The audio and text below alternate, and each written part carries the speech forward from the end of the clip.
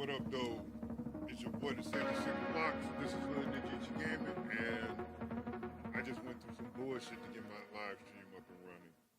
So, yeah, we're here. We're live streaming. Let's get it. Let's see what it's about.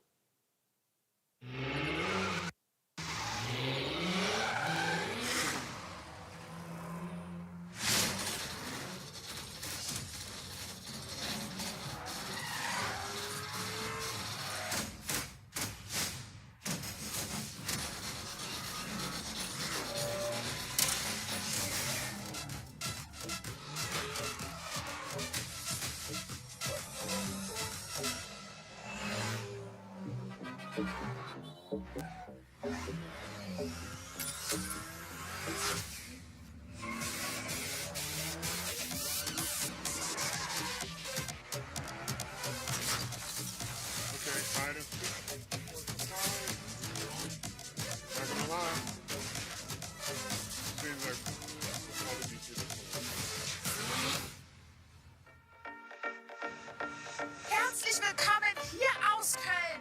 Welcome to Gamescom. For the first time, Xbox Game Studios, Activision, Blizzard, and Bethesda are coming together here in Cologne to bring you what you want.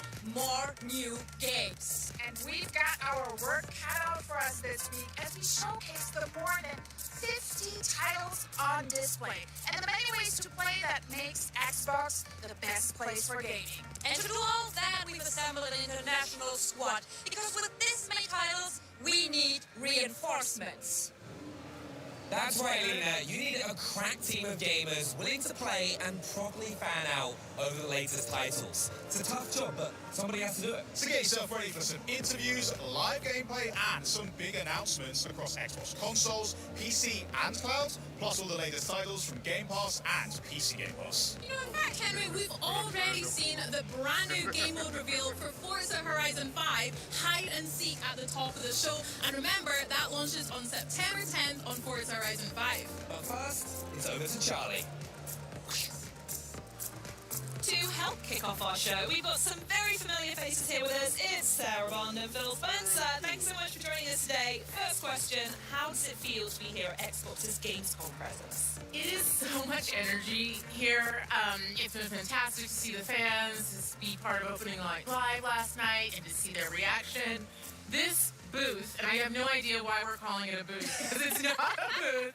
It's an entire wonderland. It really is. It's an underestimation calling it a booth, right? With experiences, with games that you can play, things you can see, incredible photo opportunities is fantastic. So to see folks pouring in and experiencing it, and it reminds you of what makes this industry special, which is all about celebrating games, the joy they bring, and the people who make them.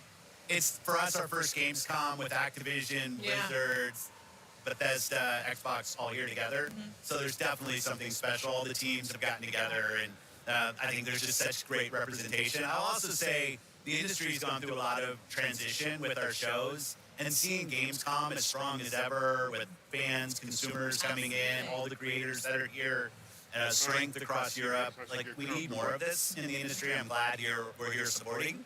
And it's just awesome to see how the gamers show up to support this show. Bigger and better every year. We love to see it. Before we come to the booth, though, I actually want to talk. I saw you both were at Opening Night Live yesterday, and there were some pretty amazing reveals and news in there. So what was it like? I couldn't get a ticket, unfortunately, but what was it like to be in the room with that live reaction? There's nothing better than being in the room with the live reaction and to just see people marvel at the things that are being made.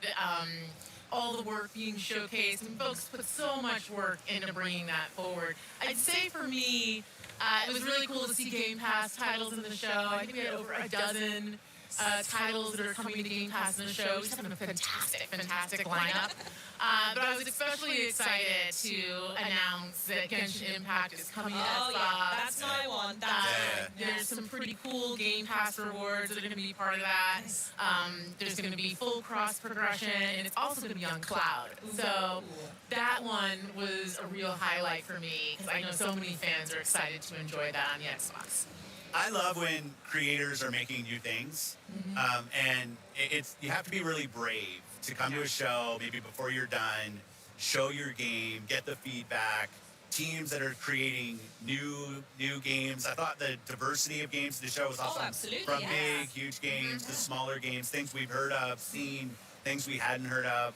I also have to say Genshin, we got to meet the MiHoYo team earlier in the day, and they had such excitement for their announcement. It was nice to be able to support that. Oh, fantastic. And obviously we can't talk about Opening Night Live. We saw some amazing new stuff from Indiana Jones and the Great Circle, as well as that exciting release date. We also saw the news about PlayStation as well, which is really cool. I'm really interested in that. So I want to know how this connects back to Xbox's perspective on how and when this approach happens to other titles. I mean, I'll start just saying Machine Games is doing such a nice job with that game. I thought it showed really well.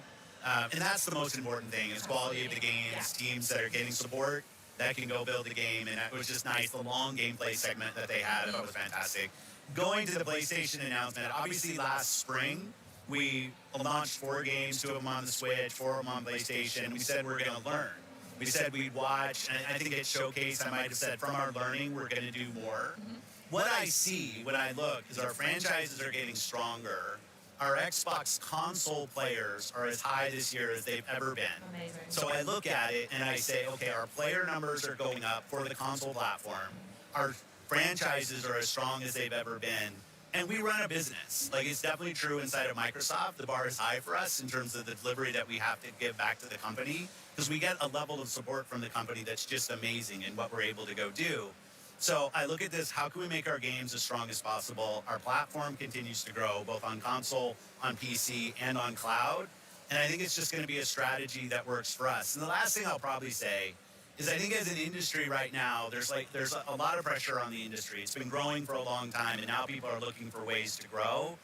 And I think that us as fans, as players of games, we just have to anticipate there's going to be more change in how some of the traditional ways that games were built and distributed. That's going to change. That's going to change for all of us. But the end result has to be better games that more people can play. If we're not focused on that, I think we're focused on the wrong things. So for us, Xbox, health of Xbox, health of our platform, and our growing games, most important things. Oh, that sounds perfect. Lovely. Now back to the booth. I saw you both walking around earlier before you joined me up here, seeing some pictures with devs at Frontier, Sega, and GSC Game World. So I want to know, Sarah, specifically what it's like to be working with our partners here in Europe, and what kind of evolution we can see from these partners in the future. The partnership we have with here in Europe is fantastic. We have over 2,000 partners in EMEA actively building games. That's a lot of emails. I know, it is a lot of emails for Xbox, PC, and console and cloud today.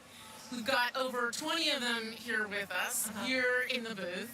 And it's just been great to walk around, to see what they're doing. 2 Point Museum for Sega Europe. We've got the Stalker 2 team, GSC Game World, back with us, supporting them over the last couple of years has been a real highlight.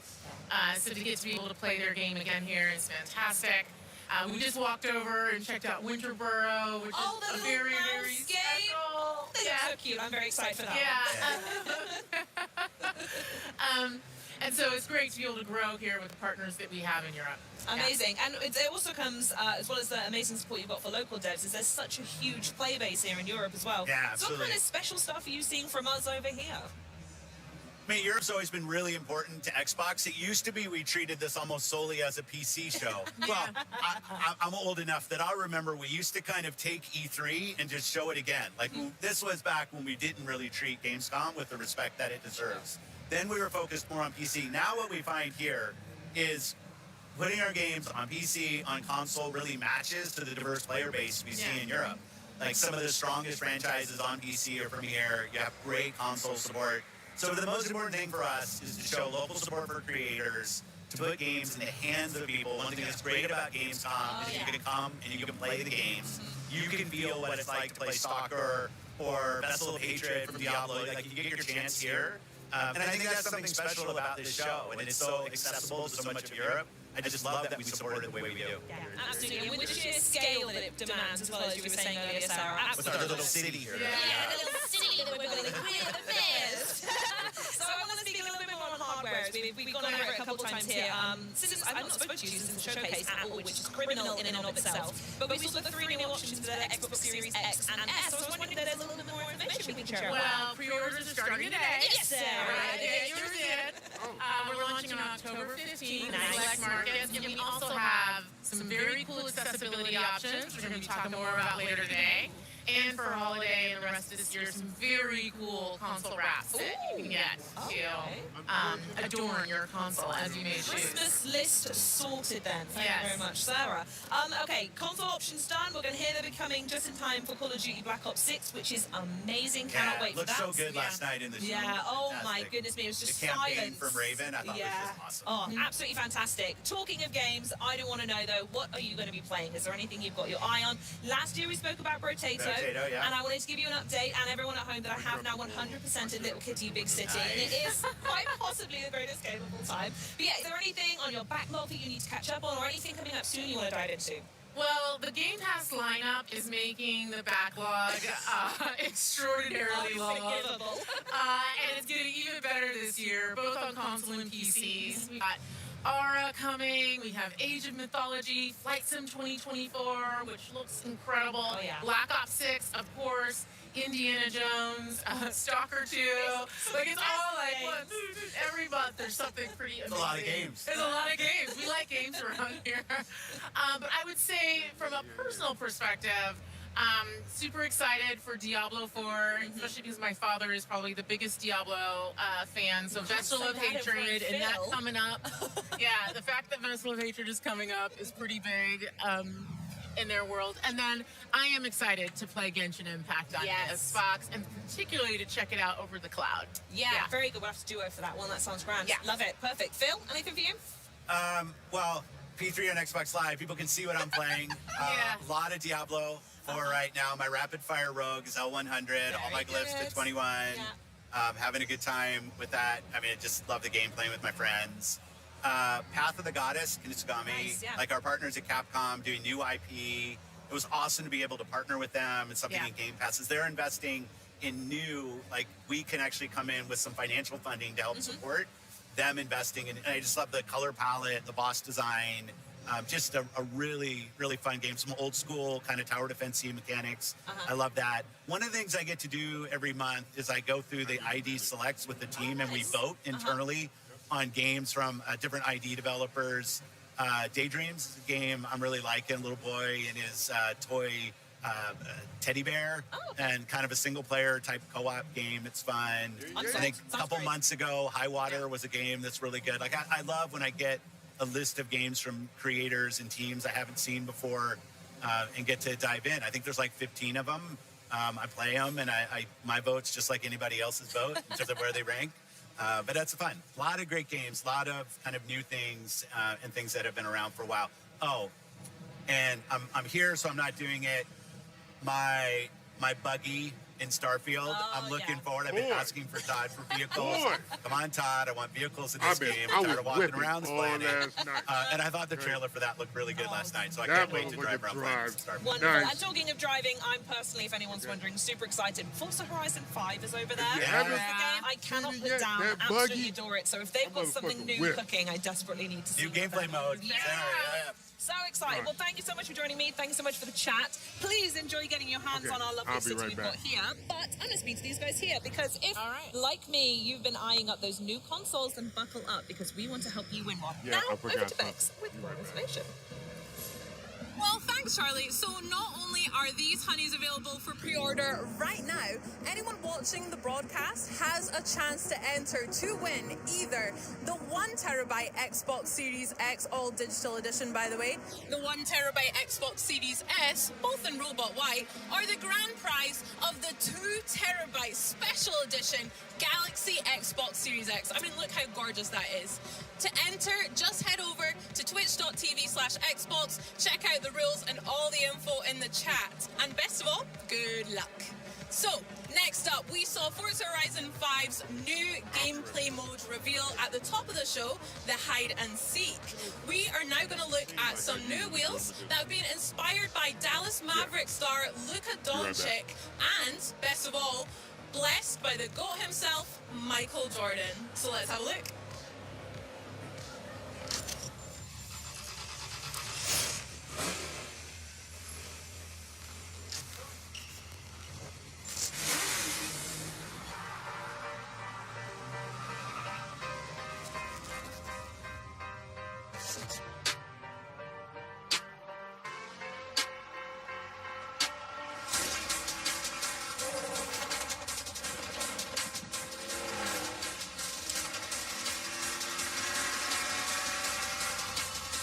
And tomorrow, Senior Game Director Ian Hazakostas and Associate Art Director Tina Wang will be sharing more about the team's work on the expansion and the role it will play in the 3-part World Soul Saga. Last night, we also gave an overview of some new features coming to Diablo 4, Vessel of Hatred. And we know you have a lot of questions. So Diablo General Manager Rod Ferguson will be getting into the details of the new features coming with this expansion, and we'll share more about what's coming to Diablo Immortal.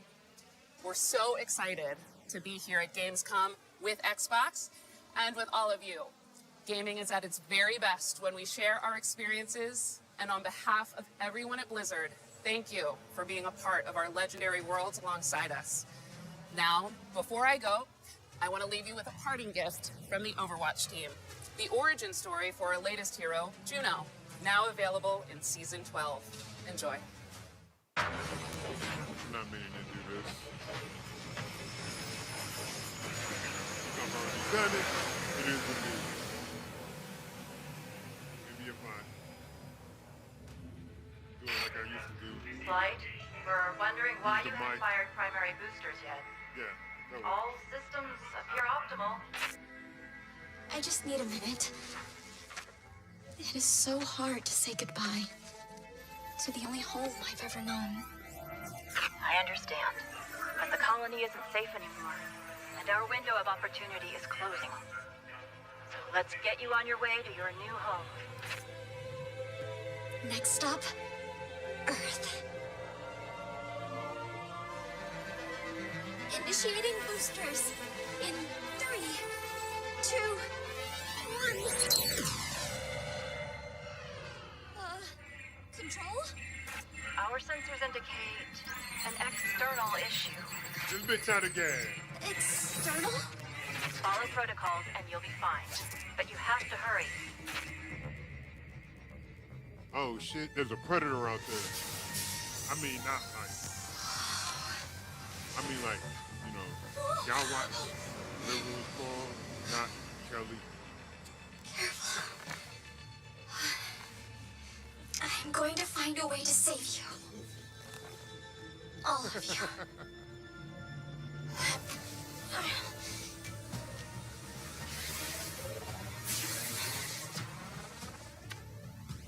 I think I see the problem. Copy that. Okay.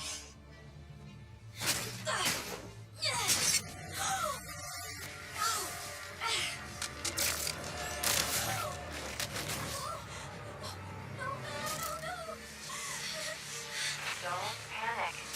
You're okay. I am definitely not okay. You're definitely not okay.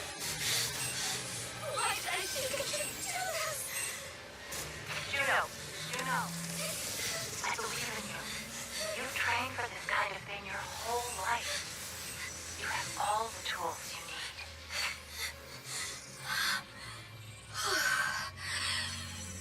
Okay. All right. I have all the tools I need.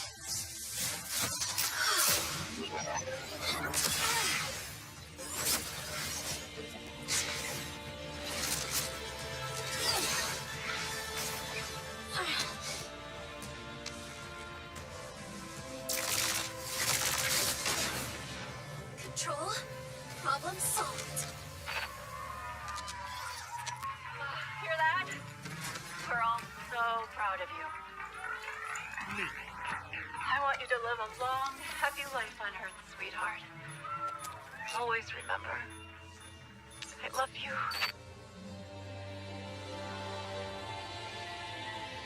I love you too, Mom. Okay, Earth. Here I come.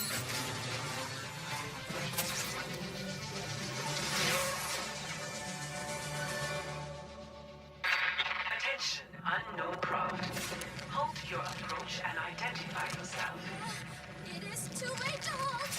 I'm coming in very hot. Who is this? This is Overwatch. I am tracking your trajectory and will have someone meet you. For my records,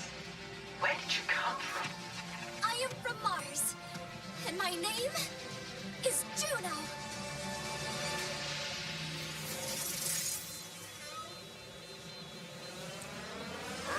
It's one of the fastest selling games in Blizzard's history, and it just made headlines again at last night's opening night live. And here to give us an exclusive look at Diablo 4's newest expansion, please welcome General Manager Rod Ferguson, Systems Designer Aislinn Hall, and Lead Game Designer Rex Dixon. Welcome, guys, to Gamescom.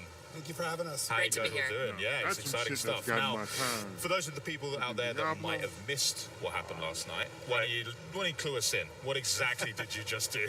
Yeah, well, last night was exciting. So our game director for their Vessel of Hatred expansion, Brent Gibson, got on stage and he talked about something that we've been going even deeper on the expansion. You know, we've talked about the Spiritborn, the class, we've talked about the new zone, Nahantu, talked about the new story campaign, but we're like, there's even more in the expansion than that. And so we really wanted to get into like different ways that people want to play the game. And so we introduced the Undercity of Kuras, which is our new dungeon, which Rex will talk about. We have our new Dark Citadel, which is our multiplayer co-op. And then the big thing was our trailer last night for our mercenaries.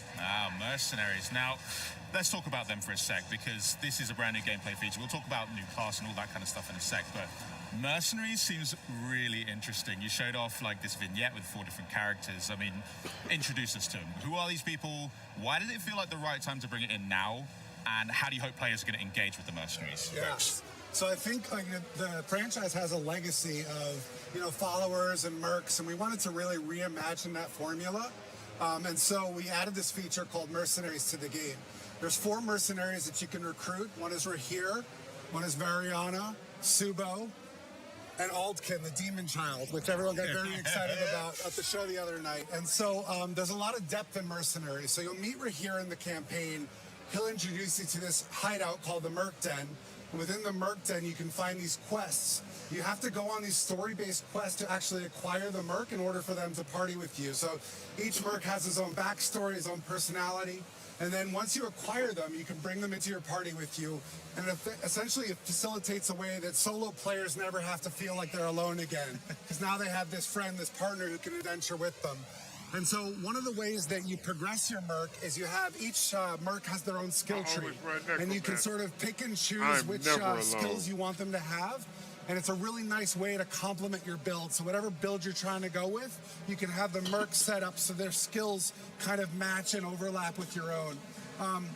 We also have a system called Rapport. The more you work with a Merc and the more you adventure with them, the more they can sort of give you more benefits and they can kind of grow in power. And so once you go back to the Merc Den, you can actually get custom rewards that you can only get by progressing your Merc, building up that rapport in order to access these really awesome rewards at the end. And then, so I'm going to have to be best friends with a Demon Child if I want to see the good stuff. Absolutely. All right, I'm in. And then this last feature we have is called Reinforcements, where let's say you don't want to have a Merc in your party at the all the time. You can actually say, when I use this skill or perform an evade or something like that, I want this reinforcement Merc to jump on the field, perform an action, and jump back out again. So there's a lot of depth, a lot of fun, and some great storytelling in the Merc feature. Just to check, you can do some different things. I like that. One at a time to complement your character, but you can access all of them and try them all out, see which one works best for you. Correct, and you can mix and match your combo, so you can have 2 Mercs, and one is your main Merc and one is your reinforcement.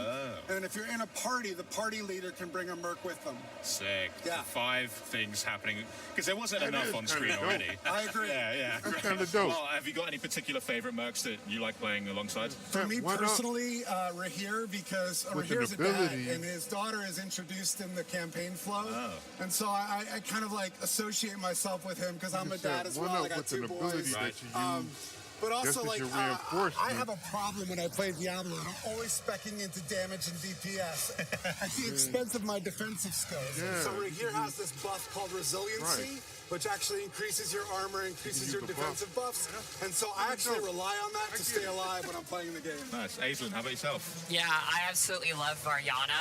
She's just totally wild. She's a butcher who's also a former cannibal, which is just crazy. And I love playing aggressively. You know, I love building momentum and moving forward. And she has a kill streak mechanic, and that complements that very nicely. I like it. Rods? I mean, the Demon Child. I think it's such a unique character in our world, and that explosive power, and the fact that it has the sort of the 2 sides, the human side and the demon side, is really cool to sort of complement the variety on the gut on the battlefield. Okay, well, you've picked 3. I'll take the one left over. Yeah, Subo. Yeah, I'll pick Subo. I mean, who doesn't love a drunken archer, really? I mean, that's... Exactly. You know, Thank you. Well, that sounds like a lot of fun, but now, as promised, why don't we cover some behind-the-scene looks at the making Diablo 4 Vessel of Hatred. Check this out.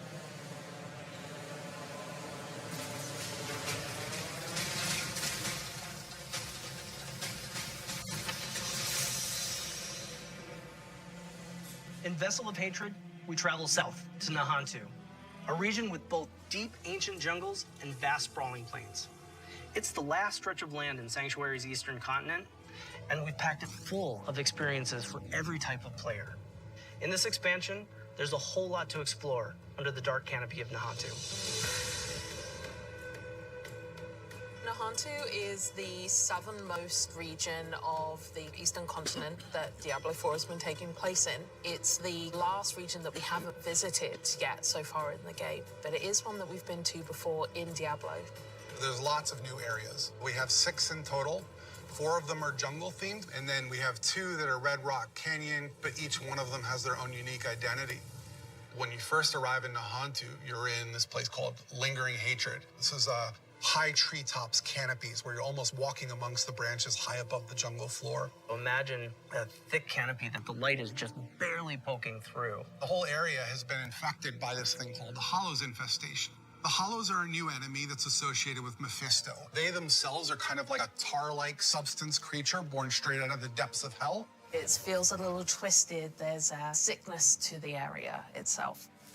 Humans have ventured into this deep part of the jungle where there's all this poisonous plants and flora. The dregs actually started experimenting with eating these hallucinogens, and it put them into this aggressive psycho rage. The dregs were pretty fun because we were able to push more variety in the monster family. You have one of these tall dregs and then half of a body of another dreg on top of it, kind of controlling it and telling it where to go and tossing poisonous bombs at the player. When you come across it, it's very memorable. And then we've also got the area of Tenganse, where you've got the Tenganse Plateau, which is full of these red-rocked plateaus and canyons. Imagine getting up above the land. Those gigantic walls have pockets inside where monsters could live. They offered up a lot of opportunity to bring back a monster family like the Lacunae. We're bringing them back in a new way here as a fully fleshed out monster family with multiple classes. What a more brute force looks like, what a caster looks like. They are very much apex predators, and we're definitely in their territory. And then there's a little sub-area called the Skittering Earth. The name alone makes your skin crawl. It's bug infested, and you can see how the bugs have destroyed the jungles and kind of input their influence on it. Within the Field of Giants, you have these giant corpses of these long dead demons that humans have begun to mine away at for their resources. While they've got a lot of use out of them, they're also toxic to the land around it. The notion of massive demons walking Sanctuary 1,000 years ago is really thought-provoking. Plateau's also got just this beautiful color scheme to the lighting. It's really lovely to be there. And then horrific at the same time, you know, it's great. The mercenaries in Vessel of Hatred are a group of people who we like to describe as ordinary people with extraordinary skills. They have the same level of will to fight against the demons of hell. And there's 4 mercs that you can collect over the course of the campaign. It starts with Rahir, a blacksmith and a shield bearer, is more a defensive fighter. He's able to go in there and soak up damage, use his shield as a bulwark against the enemy. You meet him early on in the campaign, and he's one who introduces you to the mercenary network. You end up finding acquisition quests for 3 other mercs that you can find throughout the course of the story. Subo, the drunken archer, is going to work really well for people who want someone who's out of the main melee, in the back, offering utility and that kind of range support. Then we have Ariana, a berserker crone, who's a melee combat fighter, close range. A really cool combat meter, a massacre meter where you need to keep killing enemies to get the meter to be filled. She's got a bunch of really interesting utility skills that you can kind of build in. Finally, we have the demon child Aldkin, who's a magic user who can transform himself from human form to demon form and join you in combat. There's this really great reinforcement ability where you can take one of the mercenary skills and attach it to one of your powers so that when you use that skill, it calls them in to do a specific skill. With the mercenaries for Vessel of Hatred, one of the things we are expanding on is the skill tree. For Diablo 3, you had a very basic type of mercenary, but this time you can actually push a little bit more into the skill tree and make the mercenary the way you would want to play. Going through each mercenary progression arc and outfitting their skill tree so that it's complementary to your character build, I think that's where the fun in the mercenary system really lies. Yeah, it does. Man. The Dark Citadel is a new in-game feature thinking that's about coming all the in things Vessel that of I can Hatred. do with my, It's an entirely Necromancer cooperative build. player experience. All the mechanics within it are based around you working together with your party members to solve the challenges and face the first Khazra hordes within. One of the outcomes of the Mage Wars is this giant crater and all the souls that were kind of lost in it from those wars. The goal of the first Khazra, who are kind of the original Khazra, I'd like to play they're this with my using the homeboys. powers within the Citadel found within this crater But the amount of to fuckery that form goes experiments on, to try and bring you'll back never their get shit god. accomplished. Only recently, people have started going missing. They head into the Khazra region, they disappear, never to be seen again. So it's clear that whatever they're planning is about to come to fruition, and your job as the players to get in there and stop it. Citadels are a place where we take what is the best part of Diablo, combat, and we test it in a different way, which is adding in cooperative mechanics that you have to manage on top of that. For example, a boss has an attack, and as a player, you have to collect an item that allows you to reflect the attack back at him. So there's a little bit of the I hate Twitch that level shit. mechanic I there, hate that where you actually shit. have to time your reaction shot. What's interesting about it is when you get multiple people in there, we're each responsible for reflecting that shot once, so we all have to sort of master the timing of that move. You can't do that kind of thing without coordinating as a team, and that's sort of the example of what Citadel gameplay feels like. We'll be doing that. When designing the Citadel, we designed a lot of really cool bosses. And so one of the things that we did is we took that design and made like armor sets for each of the classes. That way you feel like you took their armor and you feel like you're wearing a little bit of them after your victory. We all have a currency that's dedicated to the Citadel, where as you play through, a vendor can be interacted with to buy custom cosmetics that are unique to the Citadel. You can play with 2 people, but the ideal experience is for 4. In order to facilitate that, we've built an all-new Party Finder feature, and the community has been pretty vocal about wanting this for a long time. It made a lot of sense to us to pair it with this new Citadel mode. It really is an activity that's geared towards people who love to play together with their friends or with strangers and enjoy that cooperative gameplay. I cannot wait for players to get into the world. I'm really just excited for people to see Anyone who all the little enjoys playing with hidden strangers, storytelling elements that the team has fit in. It's just interesting things to find and see and discover around every corner, and it's just a really great experience getting to explore around too.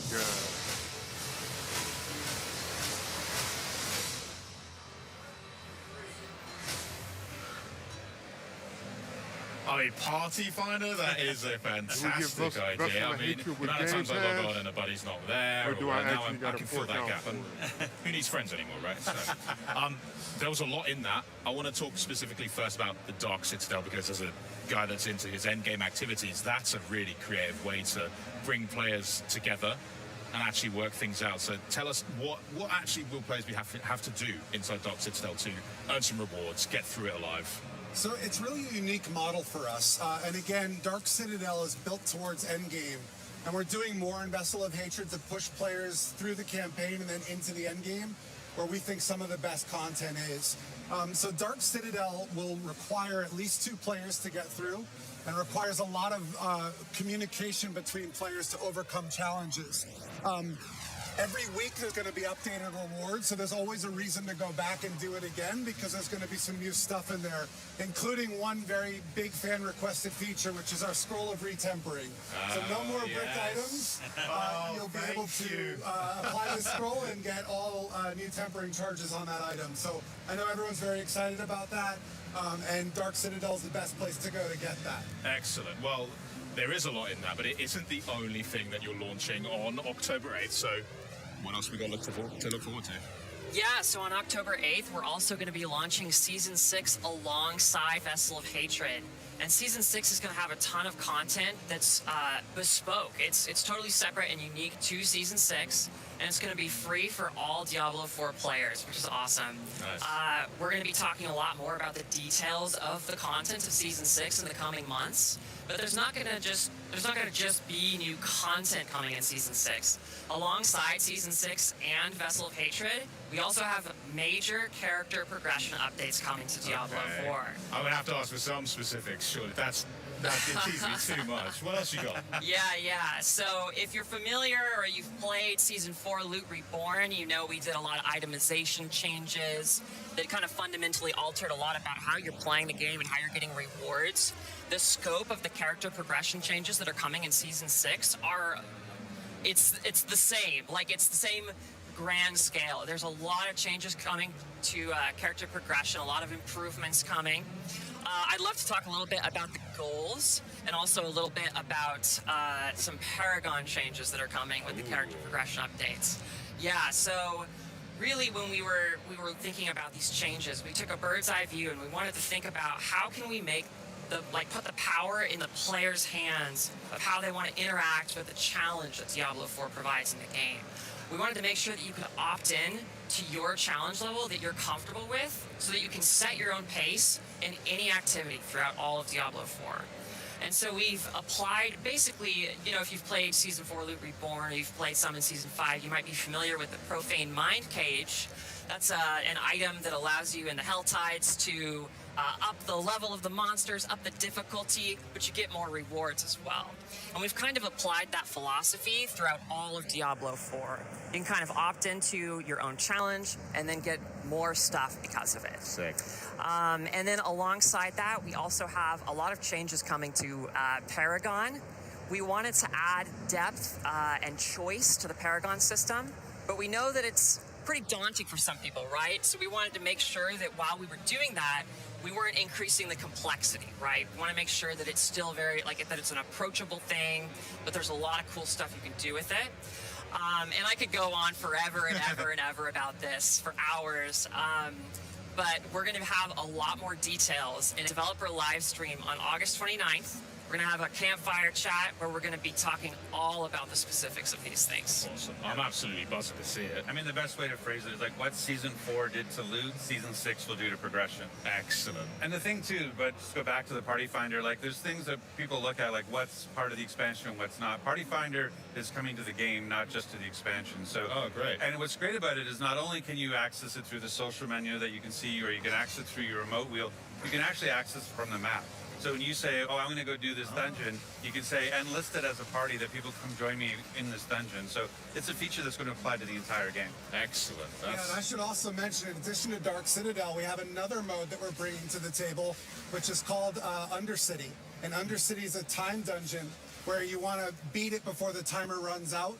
And that mode has modifiable rewards. So you get these things called tributes, and depending on which tribute you use, you can modify and scale your rewards with the difficulty. It's a really cool mode. We're really excited. And one of the reasons we built these two modes is this concept of new ways to play. Right? People love our game. They love Nightmare Dungeons. They love Whispers. They love Hell Tides. But what we really want to do is make sure we have enough canvas so that every user can find something that is uniquely suited to them. And that's what New Ways to Play is all about. Me and my friends, we just love being able to have a bit of choice, which is really fun in Infernal Hordes in the current season, for example, and being able to tailor exactly how messed up we want this level to get is really fun. So the fact that it's getting applied to more aspects of Diablo that's awesome to hear. But between now and the Season 6 launch and Vessel of Hatred, what other activities can players get up to whilst they wait? I mean, really, jumping into Season 5, like you were talking about, Season 5 continues the pace of Season 4. You can level up really fast. It's very exciting. The Infernal Hordes is a great new mode. So fun. It's sort of a horde mode where wave after wave are coming after you. You can go and fight the Fell Council to get your rewards from that. But that's really the big thing. And just even if you haven't played through the campaign yet, that's one of the nice things about the Vessel of Hatred is that it is a continuation of that story. So where Neyrelle left at the end of the game, you can pick that story up and you get to continue and play. So if you haven't played through the campaign yet, now's a great time. And I would be, I have to also do the pitch, right? Like, it's an awesome time to pre-purchase the expansion. One of the things, we had some great incentives before, where you get the new cat mount, you get new armor, you get pets now, you get snow leopard and a tiger that'll follow you around and pick up stuff for you. But with last night, we actually added 2 more, where not only do you have angel wings that we had before, we added demon wings last night. So if you've already, if you already pre-purchased, you'll get your demon wings. They're coming, or they're there. But it's a good time. And then we actually added with the deluxe and the ultimate edition, we've actually added 1 month of ultimate game pass. So if you haven't jumped in yet, or if you want to add an extra month onto your subscription, pick up the pre-purchase, and you'll get an extra month. And I already got my code last night. I watched the show, got back to my hotel room, and there was my code for a month of ultimate. So it was awesome. Now you got to find some other games to play while you're on that as well. In between Diablo and Is that possible? I don't know if that's possible. That's true. I mean, I've already put in quite a few hours into the current season, and it's so much fun as is, and I just can't wait to see the season 6 drop as well. And Vessel's looking great, new class as well. I mean, thank you so much. I don't know what else I'm going to play in the meantime. You guys have just killed my free time. Well, it's great. One of the nice things is we have a demo deck on the booth here. We have the whole Hantu corrupted, temple, and it's actually got a 20-minute demo of the Spiritborn. And what's great about it is you go in and you can pick whether you want to be a gorilla type, or a centipede type, or a jaguar type, or an eagle type, based on the Spirit Guardians. But then when it sort of clicks in after you played it for a little bit, like, wait, these aren't 4 different classes. This is one class with this amount of variety that I can apply to it. And so you can go in and double down on the jaguar. Like my shirt says, like, if you can be a jaguar, be a jaguar, right? Like, but you also can be, you can mix and match. You can be half centipede, half gorilla, and create really cool mixtures and unique play styles. And so, it's really exciting to watch people get their hands on. This is the first place that, outside of press and content creators, people have been able to play, and it's been fun just to watch them play. Well, half centipede and half gorilla is a disturbing image to end on. Thanks a lot. You're going to stick around because we need to talk about that. Rex, Aislinn, thanks so much for joining us. Changing gears now, though, we are, for those of you who have been counting down the days to September's Diablo Immortal major update, we've got a sneak peek at the making of Immortal's hellish bosses, including the rebirth of the Dark Lord of Terror himself.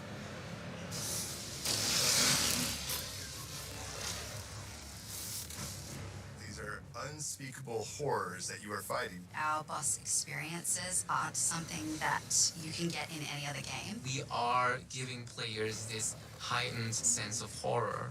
We have to deliver the player with experience that they're the hero. I think the spectrum of bosses that we have definitely hit everybody's personal horror stories. So we're like 50 bosses now. Some of our bosses in Immortal are incredibly deadly, and we're really proud to be able to actually have the ability to bring Diablo back into our universe. Everything that Diablo does, everything that Diablo says needs to be unnerving, terrifying. It is going to be a very, very difficult battle. The music changes, the environment changes, and all of a sudden, you have to fight for your life.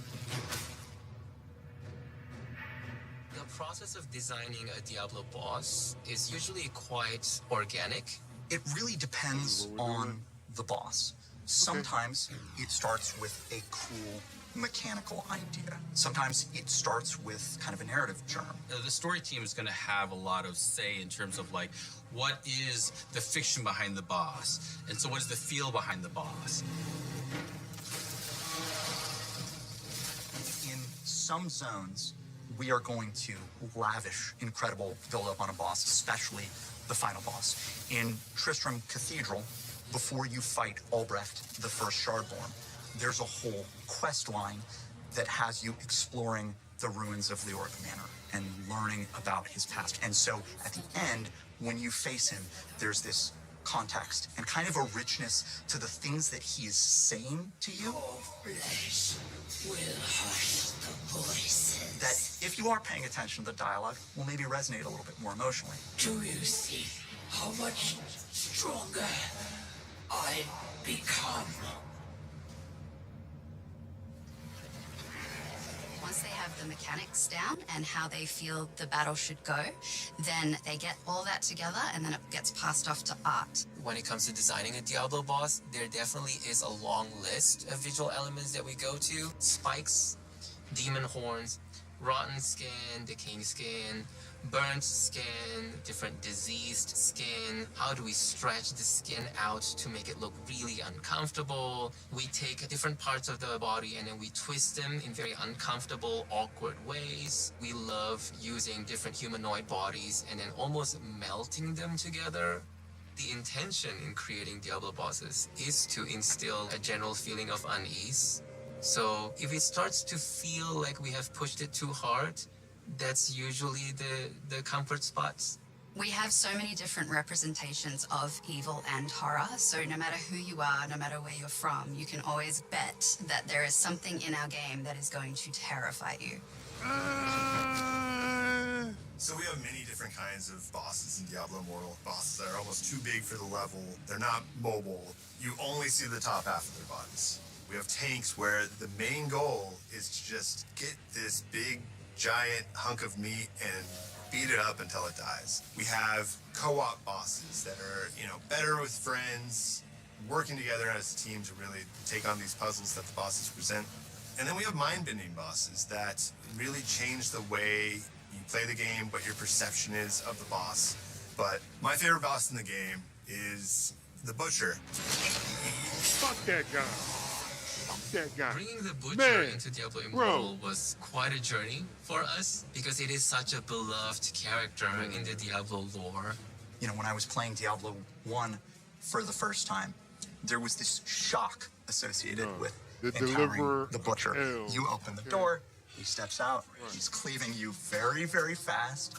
You're like, I've never seen anything like this before. What the hell is happening? I'm dead. We wanted the Butcher to be the real Butcher from the first Diablo. So it was kind of like, how do we bring him into our game? And what can we make more special about this particular encounter? Our Butcher is super intimidating. He's a gigantic boss, towering above the player. This is the Butcher that was basically too angry to die. He's just shoving his guts back in. He's got the chain that he throws. He's got the rush, he's got the fire coming out of the ground, and it's just a fun, nostalgic fight. Elves. We've been building towards this encounter with Diablo since the launch of the game. Diablo is the Lord of Terror. His food and drink is the fear of other beings. He has this very recognizable silhouette with his giant horns on his head and also down his back. He has this very intimidating smile that is signature to Diablo. Diablo having a World Stone shard means he's entering the nuclear age. He is now walking around with a weapon of mass destruction to bend reality, to perhaps create new realities. The whole team is excited. It's electric. Getting to bring back Big Red and then unleash him, not just on one boss fight, but on an entire zone, on Sanctuary itself. This Diablo is going to deliver a very epic experience, as good as any other Diablo games. It's going to be the best Diablo ever. I said it here first. It is going to be possibly the most difficult battle in the game ever.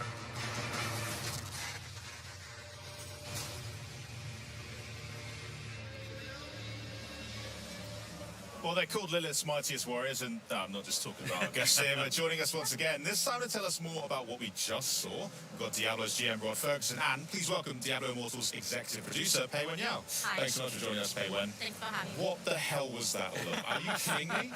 That's got huge implications for the lore of Diablo, because you're bringing him back. Yeah, well, Tell me about this. it's a thing that I don't think everybody really knows what Diablo Immortal is, really. So let's start with there. Okay, fair. I think Diablo Immortal, the way to think about Diablo Immortal is our free-to-play offering in Diablo. It's a way to bring more players in. We wanted to go where the players are, and we were like, okay, not everybody is part of the mainline Diablo 4 world. So this is a way to reach players where they are. And so we have this great free-to-play, huge campaign, over 11 zones. You get 8 classes. We just added 2 over the last 2 years. Best class. The best, yes. So the best class. With Blood Knight and the Tempest, our new classes. And so it's really an exciting time. And so the story, the campaign, which is, again, over these 11 zones, is basically you're working with Deckard Cain to beat this demon Skarn. Now, what's happened is that this takes place between Diablo 2 and Diablo 3. So that's why Deckard Cain's still alive, and we're able to bring Diablo back. So it's a really exciting time, and this is what this whole year has been leading up to. This is the year of the Age of Unmaking. This is the return of Diablo, and they've been building towards it for like over the last couple of years now. Yeah, totally. I think, you can tell Diablo is very, very major character in the Diablo franchise, and we have that on our splash screen all the time. So I don't know if it's a plan, but this is truly the most important chapter of the story that where it starts. And Diablo is very, very significant because it's one of the original antagonists. It's one of the 3 prime evils.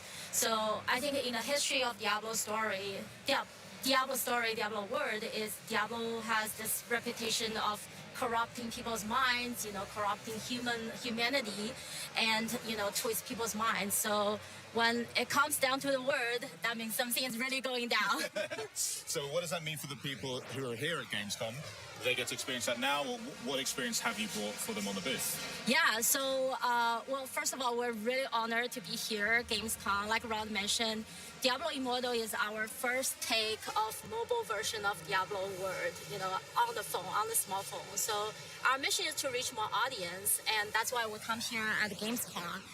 Today we brought into a beautiful booth right here. That's great. Yeah, this is one of the most important content and gameplay in our game called the Heliquary Boss.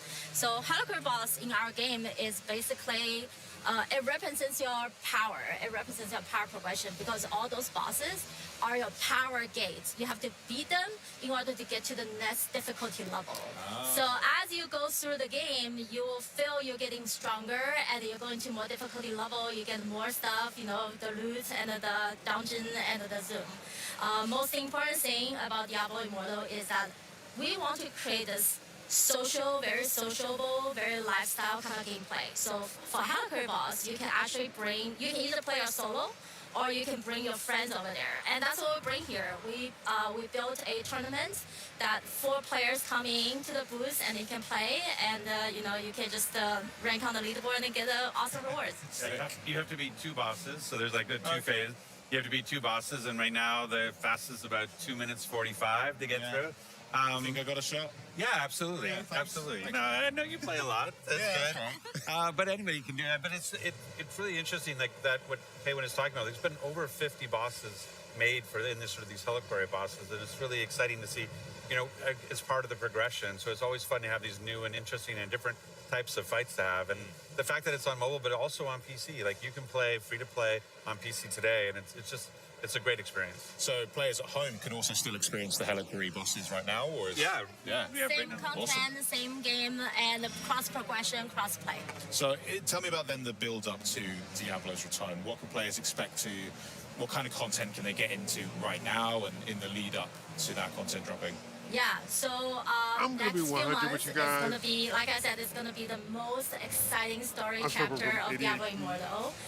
It's going to divide into, like the main quest line, the storyline is going to divide into 2 parts. So we're going to keep some in the future, but the latest one is going to come out is in September. It's a release we're going to we call it Crucible of Justice. This is where the story, we're going to review a very, very powerful weapon. It's called the Eldrim. It's a holy sword. And the player is going to go through the mission, the quest of purify that sword, and that sword is the secret weapon to kill Diablo. So you have to find the sword and purify it, goes through the ritual. And for player, the ritual, I think if you play Diablo Immortal, player is the hero. You play the hero, you save the century, you save the humanity, but the century is corrupted, it's dark, and that darkness casts into players as well. So the ritual of purifying this Eldrim is actually a symbolic move of player that they willing to sacrifice themselves for the humanity, and that they want to prove themselves to be worthy to use the Eldrim, the holy sword, to kill Diablo. So that is the first part of the September release, and then we're going to save the second part to the December, our holiday time, and we're going to release the second part, which is the most exciting part, that you're finally going to face the Diablo. And with the Diablo boss itself, we also introduce a amazing zone. It's called the War's Crown. Zone is one of our very, very important content in the game as well. It's beautifully designed. Not traditional concept of beautiful, but it's... Yeah, I don't think I've ever heard the word skin used so many times. I'm a little concerned, but I'll trust you guys. It fits the word. It's beautifully designed. It's very dedicatedly, created. And it's icy, it's barren. And it's that way is because Diablo travels through that continent and transforms the place. So it's like very depressing, all the cast coming down to the earth. Well, that's why, players are here to save the world. And when player travels through this world's crown, you're gonna encounter a lot of enemies. You're gonna defeat them. Eventually, you're gonna encounter the Diablo as the final boss. Yeah, I mean, Tyrael. Like Tyrael is like, when you think about like recognizable characters in the Diablo lore, Tyrael, the Angel of Justice, is one of the top ones. And so this is what's really neat about the story is that it takes Tyrael's sword, Eldraine, and that's the sword you have to use to defeat the Diablo. And so that whole idea of, hey, while I've been fighting Skarn and getting these World Stone shards, I've become corrupted and I have to get purified over in the Cold Isles so that I can actually be worthy of this sword. And taking that sword and then being able to use it against Diablo is just a really cool moment. I mean, you said in the video as well that this fight with Diablo will be the toughest fight players have ever. I mean, is that true? What are you possibly throwing at us? Because you also just showed us like a 20-foot butcher. So, what's Diablo? What's he going to do to us? Anything you could share there? Yeah. Oh well, I'm gonna see how much I'm gonna spoil here, but Diablo boss is going to be the hardest one that the player gonna encounter. Because Diablo is such a classic character, so we still take a lot of the classic skills from Diablo. So it's still featuring fire, lightning. So if you go to the battle, have some equipment, have some gears that with the fire and lightning resistance will be helpful. And because you bring the Eldrim to the battle, right? So when Diablo calls all his Diablo soldiers, and they will swarm over to you, and you have to beat them really, really fast. And that beat up of those enemies actually gonna recharge your Eldrim. It's gonna make the Eldrim ready to, make it good use. So and by the end, I'm not gonna hint the real end. Oh, come on. The real end, you're gonna see this beautiful cinematics that shows how player take Eldrim and eventually kill the Diablo. So. That's so exciting. I can't wait to... Oh, yeah. Well, I'm going to have to go and set a time on the booth to make sure I get a chance at that leaderboard. But I want to thank you both. So we have the Inaria statue, the really big one that's the size of the... I want it. Yeah, you're going to fight me for it. I'm taking it. I can't. They're gonna kick me That's out. what we're doing straight afterwards. We're all going down, and I'm going to come out on top, all right? Well, thanks so much for joining us. I hope you enjoy the rest of your Gamescom as well. Coming up, though, the team from Stalker 2 is here with the latest from the sequel, Heart of Chernobyl. Sick. Plus, we've also got a look at the newest Xbox accessories that are enabling players everywhere to play the way that they want. And later on, we're going to explore the newest Starfield expansion, Shattered Space, and find out why fans everywhere are setting aside gigs of space to explore even more this epic open world. But first, do you know what's great? Xbox Game Pass. Yeah, take a look at this. Welcome to the gameplay commentary of our new game, Lonely Mountain Snowriders, which is the spiritual successor to Lonely Mountains Downhill. It's a skiing game in which players need to find their own way down the mountains in a wild and beautiful mountainscape. Okay. Our most important new features are a real-time online multiplayer in which up to 8 players can play cooperatively or in a competition, as well as a new trick system that allows you to pull off awesome-looking flips, spins, grabs, or super cool combinations of them all. We focused a lot of the development time on the controls and to make the feeling of carving down the slopes as smooth and fun as possible. Skiing is all about using the terrain in your favor. You need to gain the maximum momentum to do the longest jumps and use the best shortcuts. On top of that, you can also do tricks, ride backwards, or cross rivers and icy lakes. Oh yeah, that's gonna be crazy.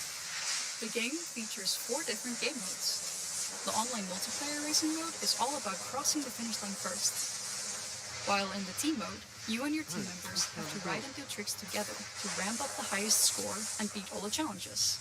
You can also pick each other up after a crash and place checkpoints as a group. I'm all in. Like, oh. Like, that shit was crazy.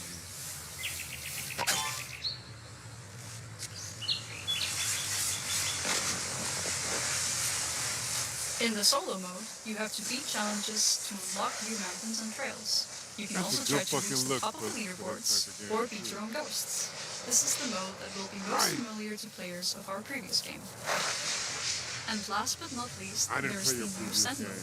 Here, you can I ride slept all on it. trails without any kind of pressure and freely this looks explore the dope. mountains to find secret spots or just enjoy the beautiful landscape.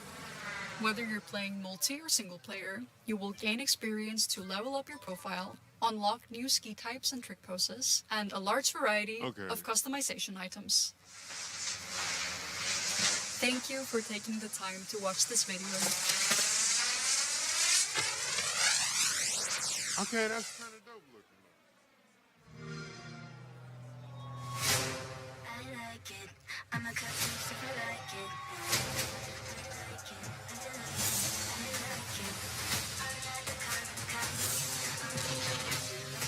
Alright, yep, that's what I thought. I need to go ahead and put a nix on all of this music stuff because, yeah, they give me shit for it.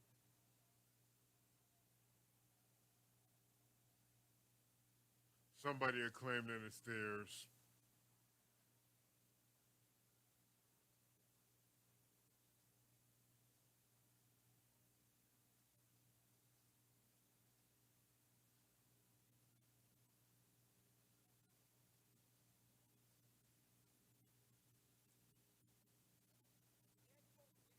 Pass hype is real, and right now it's easier than ever to join the party, especially if you play on PC. Why? Because PC Game Pass is designed for PC players. Get new games on day one like Call of Duty Black Ops 6 on October 25th. Play some of the biggest games of the year and unlock partner benefits from Riot Games and EA Play. And if you're not already a PC Game Pass member, join now and get your first month of PC Game Pass for $1 or €1. This offer won't last long, so act now. But first, this post-apocalyptic horror action title is set against 64 kilometers of eerie, explorable area. It's also one of the most anticipated games of the year, and here to bring us back into the zone with some never-before-seen gameplay of Stalker 2, Heart of Chernobyl, please welcome game director Eugene Grigorovich. Eugene, welcome to the show. Yeah, thank you. Thank you for inviting. No, honestly, it is so exciting. We've got it on the booth here at Gamescom. I've been able to get hands on. I'm so excited for you to take us through what you've brought with us today. But how's your first Gamescom? They went through a lot to get this shit done. The previous was a year ago when we bring our demo, which was shown just on the PC. Yeah. And today we are bringing another demo, which will launch on Xbox Series X. And from our experience, it's looking very good. And we are happy for what we bring here and what we get the first impression from the players and the press. And for now, I'm happy from what they are telling us about the Xbox build. Yeah, I got to have hands on with it, and it is so much fun. Because what we're going to do as well is we're going to hop straight into the gameplay that you're going to talk us through. So anyone watching who's excited to see Stalker 2 for the first time, if they haven't already, can see what they're going to be getting their hands on. So what are you are we going to bring the gameplay up so we've got it on our screens? So as we go, if you want to talk us through this gameplay so we can know what we've got coming up. Yeah. I'll take this part. So here the player is doing his first quest, and he got a scanner, a device. Player at this point doesn't know a lot about how it works and what it's for. He just gets information that it somehow recharges an artifacts that's put in it, and that if it got successful, it's gonna bring a lot of let's say money. Yeah. Maybe something else. So at this point, player don't know what is the goal of the character, why he's doing it, and he's learning the story about your character also by doing this quest line. Because this is actually the bit that they've got on the show floor here, isn't it? At the start of the game. Because I had so much fun. I get what you mean as well when you're just trying to discover what exactly it does, and the storyline sets that up. But what about the combat in the game as well? Because we can kind of see our first fight here. Yeah. So it's a group of bandits. They were resting just nearby in their camp and doing their cheeky-breaky stuff. And then they saw that something happened. A wall was destroyed with a huge noise. They just turned up to go to see what's happening and found you, a player, and it's amazing as well, because I found myself when I was playing this I was like the flashlight turning on and off, and like you can also like lean around corners, can't you, to kind of like engage fights from like a bit of cover. Yeah, so it's very important in this game to have a proper tactics. You should hide a lot, you should use your medkits, you should survive grenades, because AI is very pushing and challenging. Yeah. They're trying to outcome you, to go from other side, and it's pretty stressful. So it's a first fight. It's very simple fight against 3 bandits, but as from what we can see, it's often lead you to several deaths. It's very unforgiving as well, and we just see as well. I found that it's like a big part of the game is like looting. So what kind of things should people be looking out for when they're looting? So the part of the game, so while we are fighting, we are losing our resources, consumables, food, ammo, and after the fight finished, we have to get through the dead bodies' pockets to find some ammunition, maybe loot their camp to restore what we just spent, because without it, we just run out of ammo, and the player would be like stuck. Because that's the big thing I have. I am very trigger happy when it comes to first-person shooters. Like, I fire way more bullets than I should. And then I found myself as well, I was like, I need to go check every building that I can because I need more ammo. Like, what kind of advice would you say for players hopping into Stalker 2 to spend their time in the world? So, the reason why you should discover and look for some stashes in locations is not because you just want to find some items, but because it's interesting to discover this abandoned place where was some living some time ago, and there is some story behind it. And when you are just walking around and looking for the corners, and it's beautiful there, you can surprisingly find something stashed there. Because it's a Stalker stashes. They use some stashes for their next journeys, because they can bring like hundreds of thousands of kilograms. They have to make some stashes for there, and players sometimes find them, and it's often rewardable, and often it's very rewardable, because you can get a huge equipment boost by just going to some building you didn't expect to find anything there, but it could be there. That's what I found. I found myself like an assault rifle when I just had a pistol to start with. I was like exploring buildings and found that. But the game also, it looks amazing. Yeah, this is the start of a next fight. The player, we have some stealth mechanics. Yeah. So it's not very as you used to have a stealth in the game. It doesn't offer you like ability to be invisible for enemies. No, they will see you and shoot you. But at least it allows you to get slightly closer, to find better position to start the fight, and, or maybe to initiate the fight with a grenade, so it would be easier for you. And then the fight is pretty challenging. Yeah. And you have to watch your hit points and your state, because you can get bleeding and you have to use a bandage to stop this bleeding because it's not. It's gonna last for long, and you're gonna lose a lot of hit points if you not stop and use the bandages. Yeah, because you have multiple ways of healing, don't you? You've got like the bandages to stop the bleeding, but there's like different types of med kits that you can find as well. You can have a regular med kits, and medical med kits, and an army med kit. Yeah.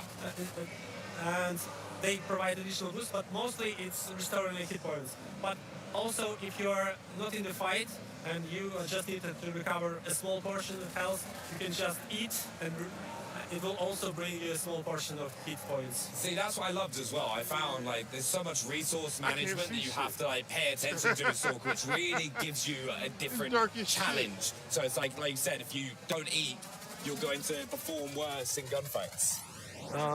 Yeah, so you have to watch about your state, just like you're watching about yourself. So we try to bring this simulation or atmosphere as you being the real human that goes to Chernobyl exclusion area with your backpack, with some food, and you just have to do the same things to survive in the game as in life, because you have to eat, you have to sleep, you have to like you fall, you broke your leg, you have to use some medkits to survive this, and that's what we are doing here.